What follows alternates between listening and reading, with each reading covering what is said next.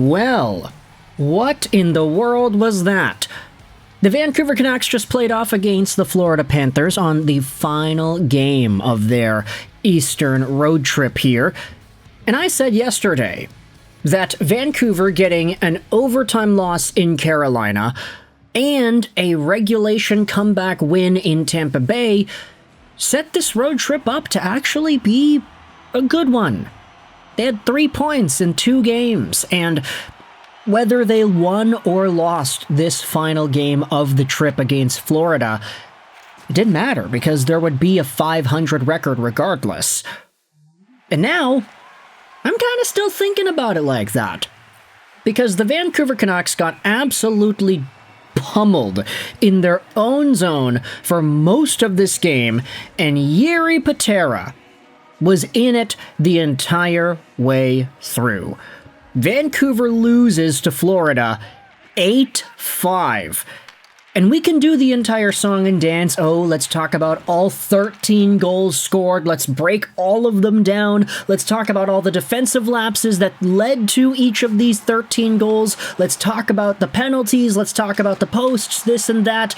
Look, there's too much to dive into in a short 10-minute video commentary here. So we can just provide some holistic thoughts, and I think that's good enough, because this game was one where I ultimately stepped away feeling different things on different players.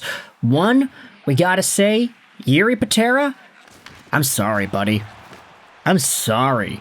The Vancouver Canucks did not decide to go with Kevin Lankinen tonight on a back-to-back. They already did that earlier in the season.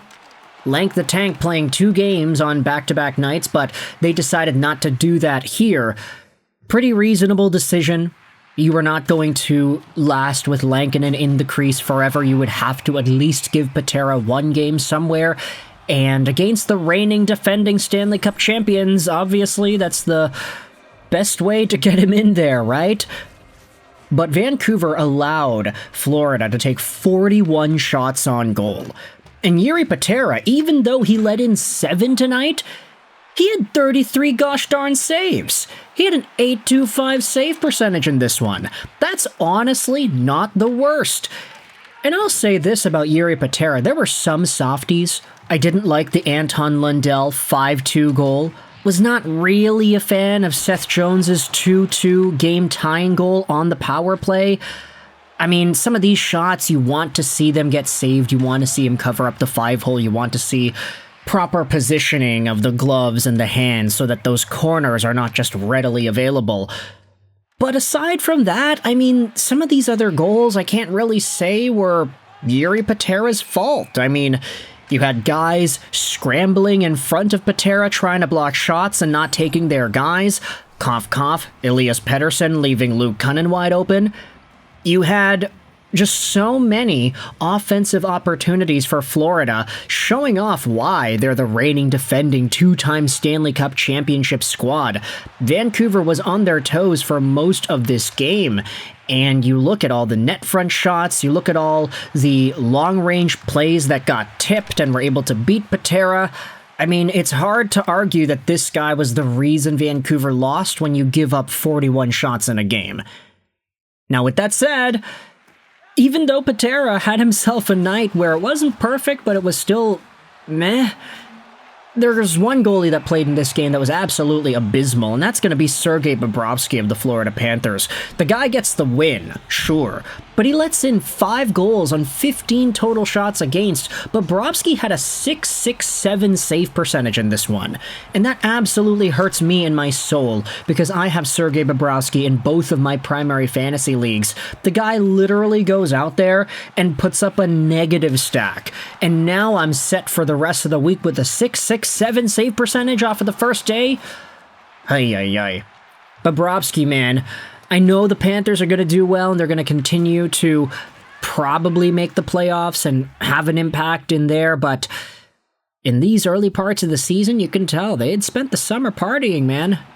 Let's also talk about some other good things from this game, because even though I gave Elias Pettersson crap for trying to block the shot which led to the Luke Kunin goal, he still went out there with 2 goals in this one, and 2 really nice goals at that.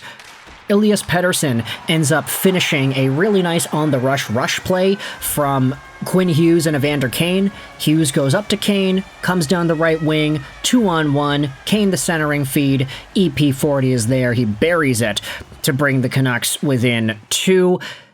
And then to start off the third period, you had Elias Pettersson with yet another play on the rush. This time it's a backhander that he absolutely roofed over the arm of Sergei Bobrovsky, assisted by Kiefer Sherwood and Tom Wielander. So there you go, Wielander with his third assist of the season. Kiefer Sherwood also getting on the board assist-wise as well. He had 2 assists in this game. Elias Pettersson's getting that confidence back. You could really see that he has taken the next step in his on-ice value. Not necessarily with the 100-point caliber production, but with everything else around him. Pettersson is committed to learning pretty much everything he needs to, especially with a Vancouver Canucks team that has been so bogged down with injuries. Now, we all recognize that because of the injury struggle, because of the lack of center depth, Vancouver ended up signing David Kampf, who made his debut today for the Canucks, and I'm going to be honest, I didn't really think he was that good. I think, they said that they told him the systems an hour and a half before the game, so that's not really ideal to get somebody up to speed. Give him some practice time, give him a little bit more of an understanding of what Vancouver tries to do out there, and I'm sure he'll probably get it together. Plus, the guy's played so limited minutes these past few months. He had some time in the AHL, and then his last hockey was back in 24-25 with Toronto, so David Kampf was in a pretty cold spot.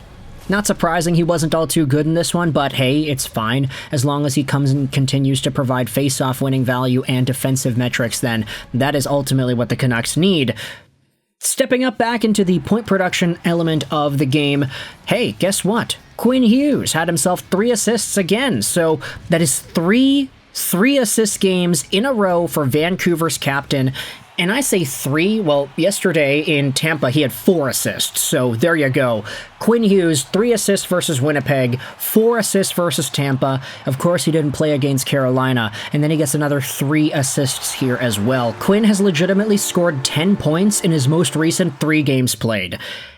And if that's not Captain Canuck going out there and stepping out and showing that he still has the talent to be one of the best players in this league, I don't know what will be. Because if there's anybody that needed to go out there and produce in this way, it has been Quinn Hughes.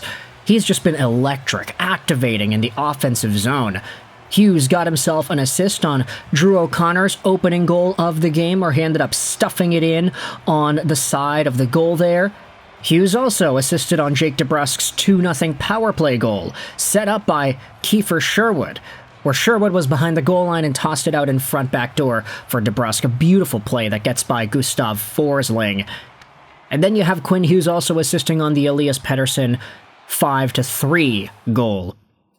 Max Sasson got his first assist of the season, assisting on Phil Hronek's first goal, power play marker in the third to tie the game up. That gave Vancouver a lot of momentum. But then some illy timed penalties and power play opportunities gave Florida what they needed to bounce back. They ultimately scored 3 after it was 5-5.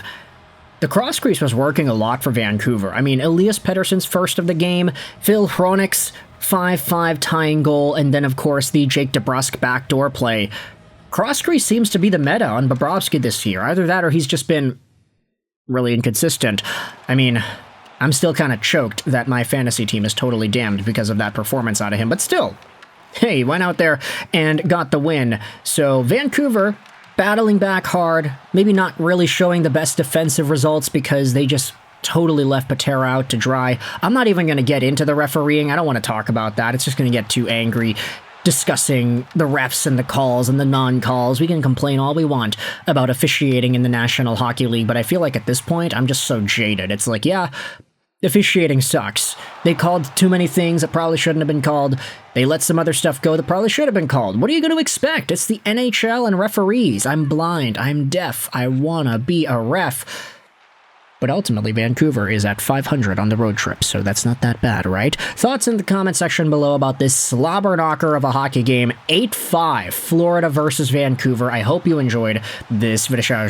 9 and bye.